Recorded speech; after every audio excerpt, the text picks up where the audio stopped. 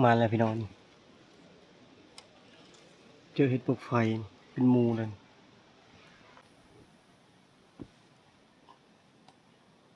หอยหมูปลาแล้วนี่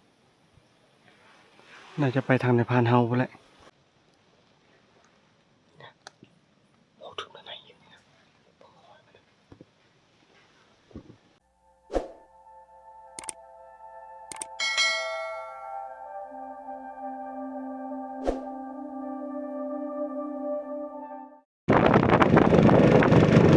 บายดีพี่น้องไปตอนสวยตอนนี้10 โมงบ่ายนี่ก็คือในเวลาเข้ามาให้ความคิดคือเก่าเพราะว่าสำเร็จสิ้นเรื่องงานที่บ้านนะเรียกกับว่าสำเร็จร้อยแต่ว่าเขาก็งานเอาเวลาพี่น้องเลยวันนี้ก็คือสำเร็จงานหนึ่งก็คือสำเร็จงานทรงสการเอาของสายของพอจะไม่สิ้นเขาก็ได้มีโอกาสได้มีเวลาที่เก่าวันนี้เพื่อเดินทางทั้งบุกทั้งนำหากินทั้งบุกทั้งนำทั้งสองอย่างลงไปใต้เพื่อมาได้ลงประมาณ2 อาทิตย์แล้ว2 อาทิตย์ปลายๆวันนี้มันกันอยู่4 คนสวัสดีพิมพ์ไปดีพิมพ์นี่กับบ่ได้ไปป่าน้ำลุงเฮียงนี่จักมือเลยแต่มื้อได้หมู่ป่าเนาะเกือบฮอดเดือนเลยได้นะแล้วพี่น้องไอ้ผู้2 โตอีกตัวหนึง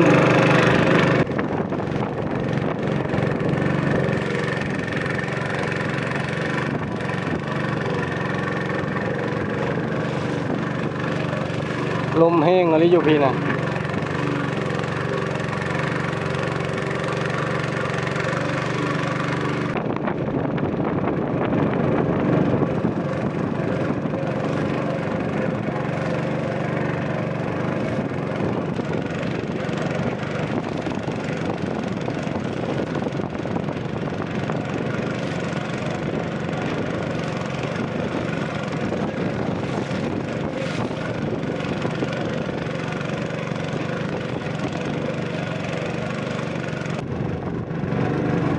แห้งอะไรมื้อนี้ปกติเฮาจะขี่ไปทางพุ่นแต่ว่าลมขึ้นทางนั้นน่ะมันทั้งพัดขึ้นนะต่ำใส่เรือเลยเฮาก็เลยขี่มองนี่แล้วก็ลัดไปพุ่นเลยอันนั้นแม่นบนทีมงานพอรู้อยู่เพียงเขาเจ้า2 หลัง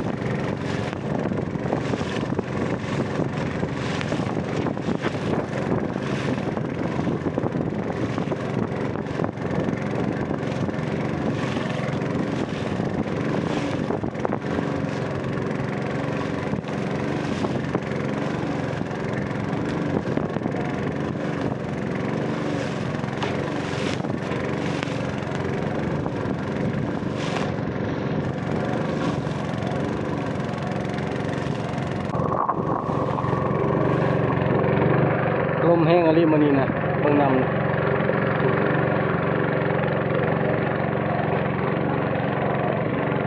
เป็นคืนเลยนะ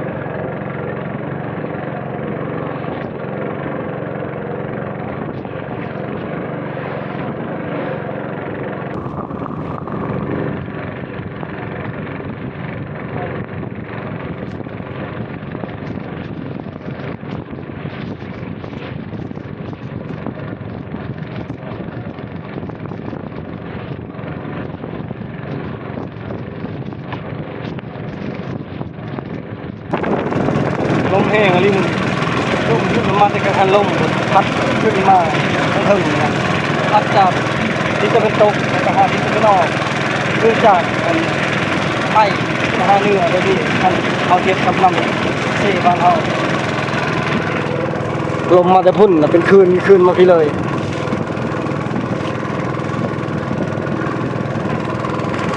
น้ำเนี่ยเริ่มเต็มพังอีกน้อยหนึ่งแต่ว่า2-3 มื้อเนี่ยมันน้ำลงเพราะว่าฝนตกเศร้าเลยครับฝนตกเศร้าน้ำมันก็ลดลงนะเพราะว่าพระเจ้าพระท่านได้อัดน้ำเขื่อนคือเขายังปล่อยออกอยู่ลมไปพุ่นเลยแต่พุ่นลมแห้งเลยคืน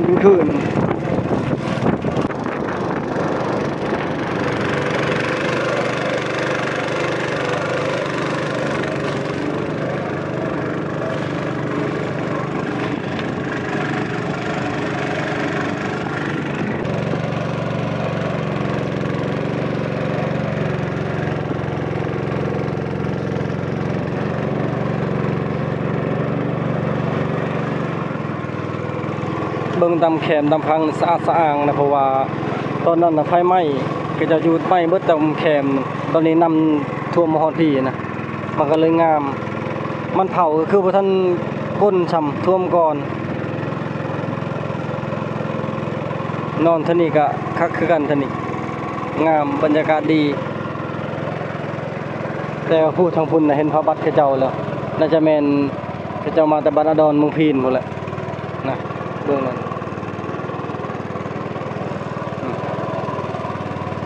ก็จะมาใส่เบ็ดใส่มองอยู่พี่นะ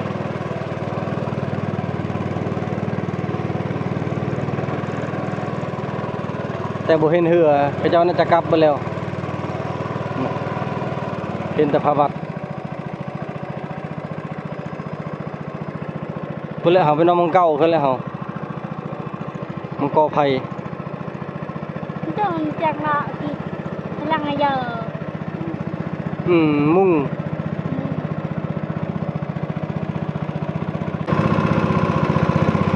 เสียดายมันเผาบ่เฮียงปลูกเบิดเลยท่านี่ท่วมเบิดนี่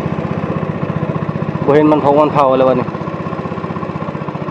คือบ่จอดอยู่พุ่นเลยท่วมบ่นี่บ่ท่วม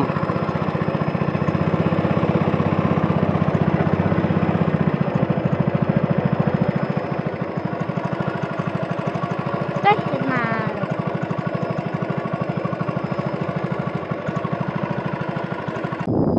นำลงนี่เลยลงประมาณวาหนึ่ง2 วาเมื่อก่อนมาฮอดนี่อันนี้ลงมาฮอดพุ่น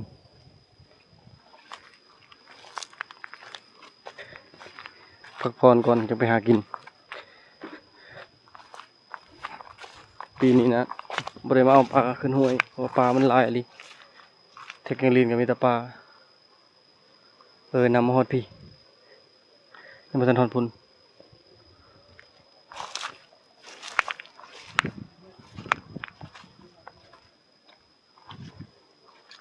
น้ำใสไปนี่ตึกปลาสูตรตึกสะโดปริคักเลยล่ะนี่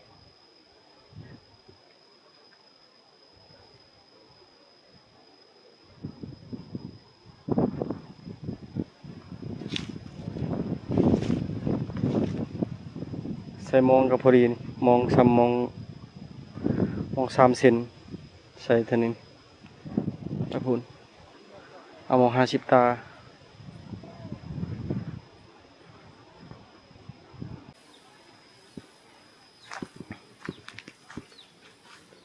นำลงมองก่อนนี้เท่านี้เลยเบิ่งหอยนำลง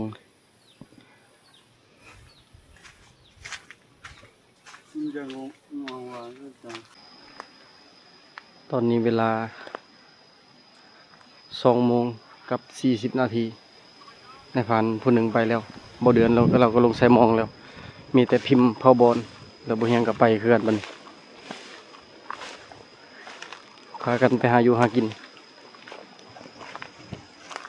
แยกกันไปบ่เดือนก็ลงทางนำใส่เบ็ดใส่มองแล้วในพันผู้หนึงแล้วก็เลาะคูในนี่แล้วบ่เฮียงก็เลาะขึ้นทางนั้นลองลุ้นตะแลงว่าไผสิมานกว่ากันไผสิได้หยังแน่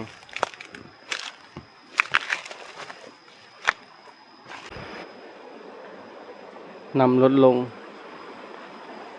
คนหากระเสาตก3 มื้อเมื่อวานมื้อนี้บ่ตกจักดีเลยก่อนหน้านี้ยังมีตกอยู่น้ำมันก็เลยลดลงแต่ว่าน้ำห้วยนี่ก็หลายเติบ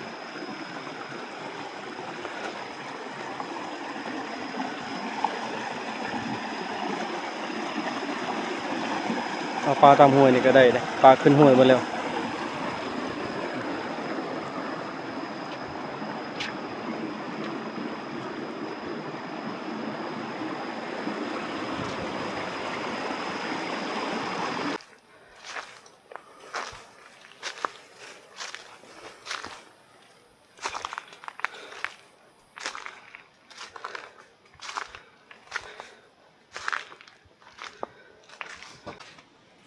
มาแล้วพี่น้องเจอเห็ดปลวกไฟเป็นหมูเลยพี่ตั้งแต่พุ่นแล้วก็มาพี่ลามมาพี่เลยพี่ยังบ่แล้ว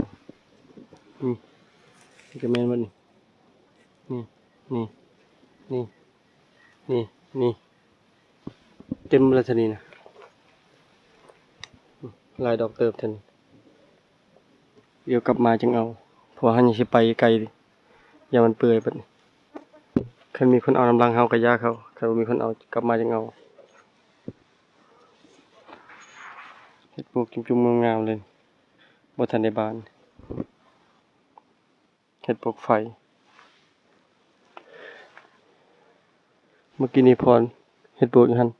เฮ็ดปลูกขาวนะ2 ดอกแล้วก็เฮ็ดปลูกขาวนะดอกหนึง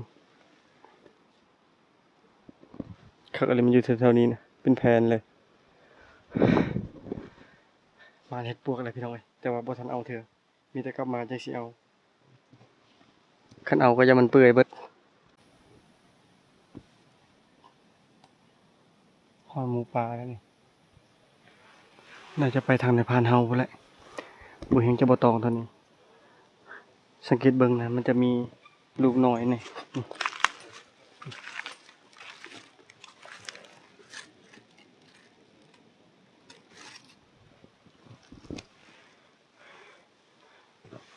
หนาไปทางพุ่นเบิดนี่มีทั้งตัวน้อยตัวใหญ่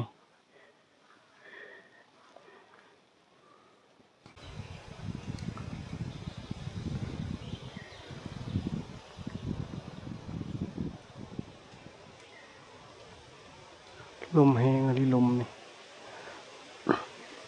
มันอยากแต่นำลมนี่แหละลมแห้ง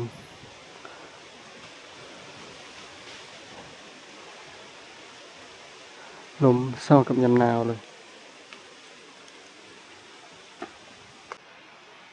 แถวนี้บงมันแห้งมาเลยใบไม้น่าจะบริตก2-3 มื้อเลย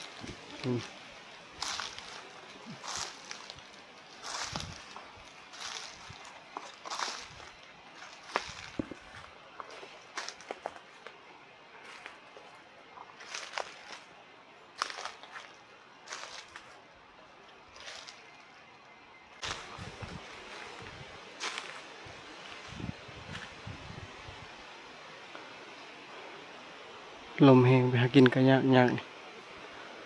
ยินแต่เสียงลม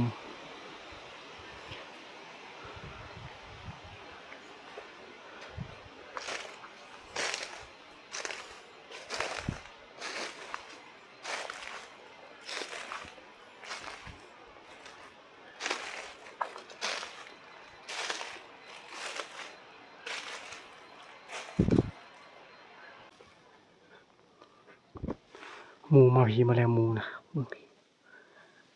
พวกบุยนำมันจะพุ่งแต่หัวเลยพวกตอนนี้ขึ้นมาได้กับครึ่งเลยขึ้นเรื่อย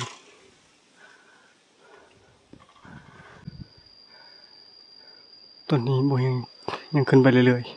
ๆบัวนาภาบ่นี่บนห้องบนเพียงเลยหรือยังจะขึ้นไปเรื่อยๆพวกพักนั้น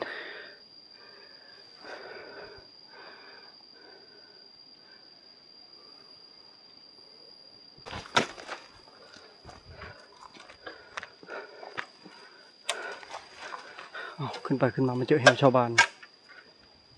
เจ้าฮักเฮ็ดหลังฝนตกประมาณ2 มื้อหรือ3 มื้อแหวเขาเจ้านะเขาเจ้าเฮ็ดตามทางมันขึ้นเลย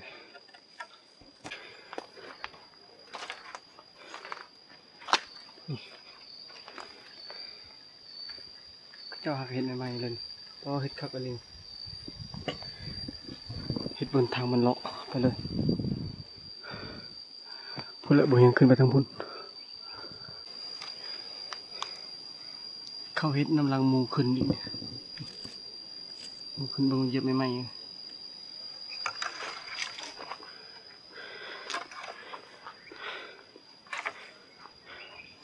พุ่นละหมูนะโอ้ถึงไปไหนอยู่เนี่ยป่านน่าจะดูต้นหน้าพุ่นละมันหากินทันไปไหมหากินน้องไหมไหลก็ออกแล้วโอ้ยป่าน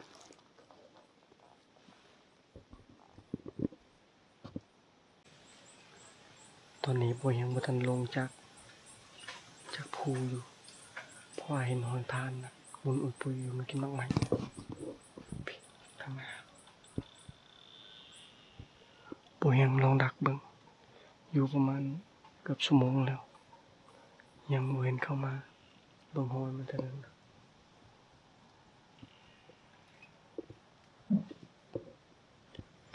มักน้อยๆเขียวๆผ่านมักอะไร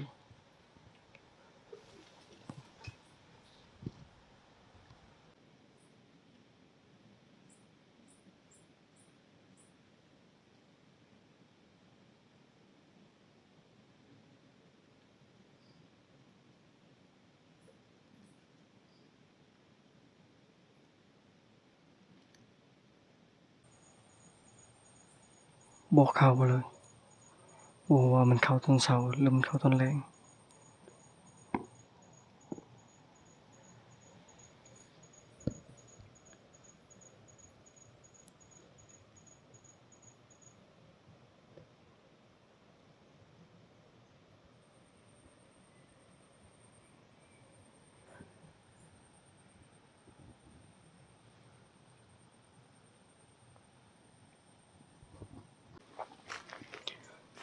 ถอยออกก่อนเพราะว่า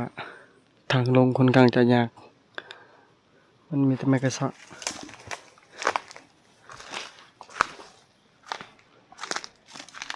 ลูกน้องเท่านี้นะเต็มมาเลยหอยพานแต่บ่เห็นบ่ทายมันกินนี่นะหอยพานแล้วก็มันกินบักไหม้นะบักไหม้จนแทบบ่อยากล้นหมดแล้วล้นแล้วมันกินหมดเลย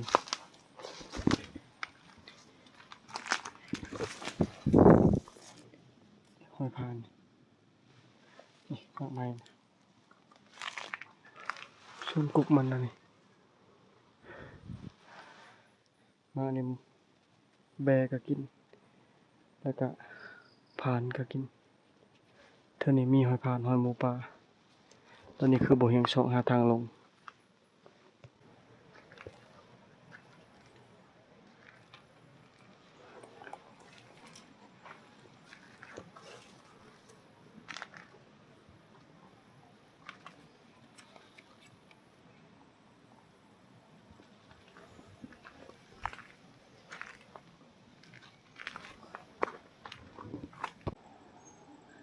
นี่แหละปัญหาคือทางลงผู้ห่วยอยู่ผู้ละห่วยนะแล้วก็เซบนหอนอนผู้ทางพุทธนะเคลื่อนไฟฟ้าแล้วทางนี้มันกังหันลมเคลื่อนไฟฟ้าเห็นดอกอยู่หัวกองหอดหรือบ่ผู้วางบ่เฮียงซีนะดอกไฟอันนี้บ่เฮียงอยู่ซึ่งกับพูดนู่นนี่เลยตอนนี้คือหาทางลงเพื่อสิไปฮอดห้วยเพื่อฮอดบอนนี่เคลื่อนไฟฟ้าอยู่พุ่นลมบ่แห้งเลยตามเบิ่งนะน้ำนิ่งอยู่ปุ๊ตอนนี้บ่เฮียงลงจากผู้ลงมาได้ประมาณ50-60 เมตรแล้วปอเริ่มมืดแล้วโฟกัสชั้นใหญ่บ่ได้พอหยังเลย เห็นกระหอกตัวหนึ่งกับยิงบ่ทัน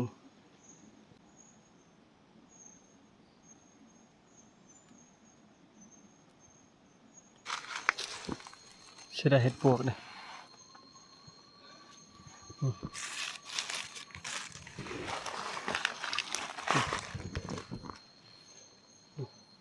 แม่นมันเลยลายอะไรนี่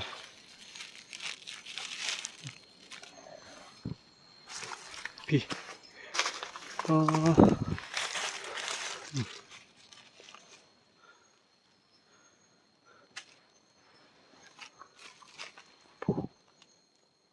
อ๋อเนี่ยชุดเลยเห็ดปวกนะเท่าแล้วการลงไปเลยโบมานอะไรวางแต่สัตว์ใหญ่ลายโพดบ่ได้พอยังสัตว์ใหญ่พอจะนกกับกระหอกบ่ได้ยิงบ่ทันนกก็บ่ได้ยิงแต่ในพานเฮาได้ยินเสียงเพิ่นยิงประมาณ2 บาทหรือ3 บาทนี่แหละเอาเห็ดปวกไฟก่อน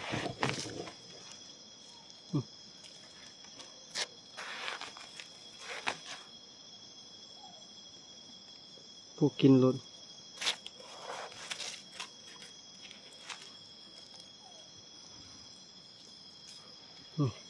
พี่เห็ดปวกตัวเห็นมาเป็นยังโอ้มันยิงอีกเอาเห็ดปวกก่อนนี่บ่มันจะเป็นเห็ดปวกกันเลยบอลมันอยู่เป็นดอกเดียวนี่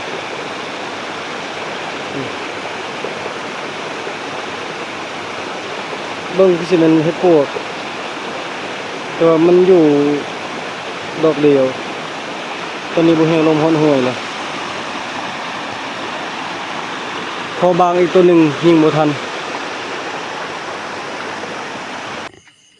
ตอนนี้ลงมาฮอดแคมป์แล้วทีมงานเฮากลับมาครบคนแล้วในพานเพิ่นมาได้2 แต้มนกกับกระหอก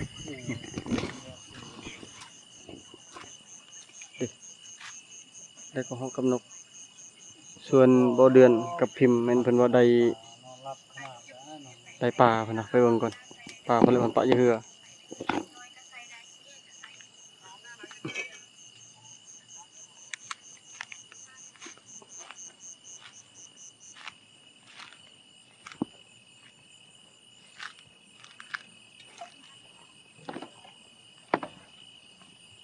ได้หลายอยู่บ่ปลานะโอ้ปลาแกงเลยนะปลาแกง2 ตัวปลาสกางนำปลาสกาง2 ตัวก็ถึกคักอะไรบ่เดือนว่าได้หลายอยู่แต่ว่าเพิ่นไปตามเบ็ดหมดแล้วเพิ่นสิดักเอาปลาเคิงมื้ออื่นปลาสะโดวังมาฮอดแล้วปลาสะโดขึ้นนะนี่โอ้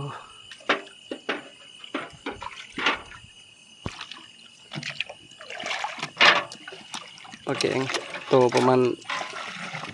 4-5 ขีดเพิ่นจะช่วยจำเอา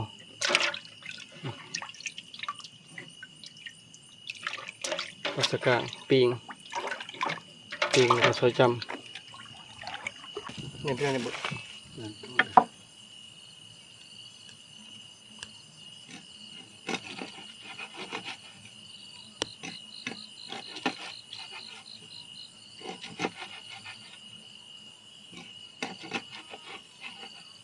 ซอยปลาแกง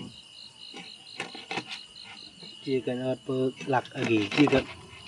hồ nữa là thằng đục xỉ đi chỗ lạc ba lạc ba làm ตะกี้chỗ mình tiên cho thằng đó nó ăn tưng hồ nữa là thằng đi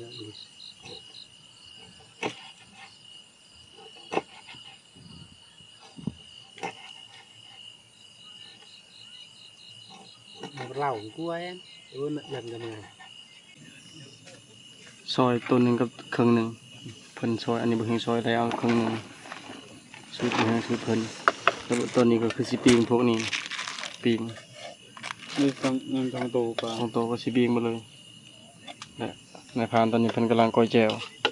จวคีหรือว่า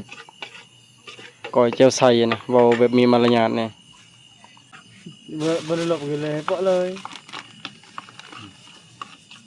ก็เหลืออะไรเตี้ยเหยาหน้าแกปลาเดิงๆเนี่ยđang tao đamเหยาthay bồ luôn dây bị hả เราจะตีไผ่ยินตึก vàng là xử lý cho nó tượng nó mua luôn tượng cái thơm phải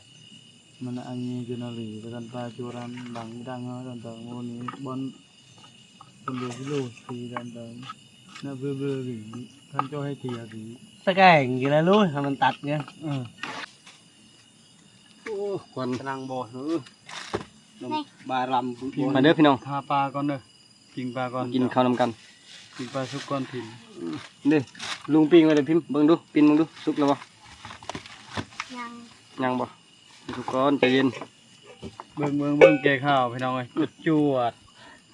ในพรานเพิ่นมานในเพิ่นใดก็หอกตัวหนึงนกตัวหนึงบ่เดือนกับมานปลาแล้วบ่เดือนขึ้นมาเอาของบ่เฮียงยิงได้บางน้อยตัวหนึงบ่เฮียงบ่มานมื้อนี้บ่แม่นมือบ่เฮียงมื้ออื่นแกใหม่มื้อนี้กินซอยปลาก่อนขออนุญาตคนที่กินดิบบ่ได้เด้อ ขออนุญาตไทยบ่กินปลาแกข้าว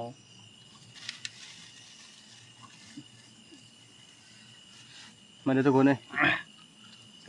มากับลุงพี่น้องเอ้ยลุงเพิ่นเอาเอื้อยชวนเฮาเอาน้อง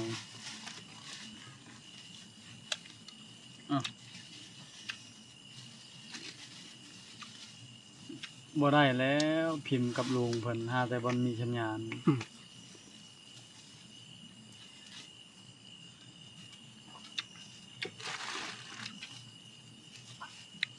เสียงพัดลมแฮงเลยจนหนาวอยู่เท่านี้นะจะอาบน้ำใบอยู่บ่บัดนี้ พิมพ์อาบน้ำไปจังได๋ อาบน้ำอาบกับลุงอยู่เทิงพุ่นโอ้ไม่ออกก็ออกเขาเราถ้าลมเลย Dân này cài đào cài cái nọ đây. Nó lên lại này này. Đây là nữa thôi, ở đây tao ăn. Cũng yêu đồng rồi. Cài đậu được vậy.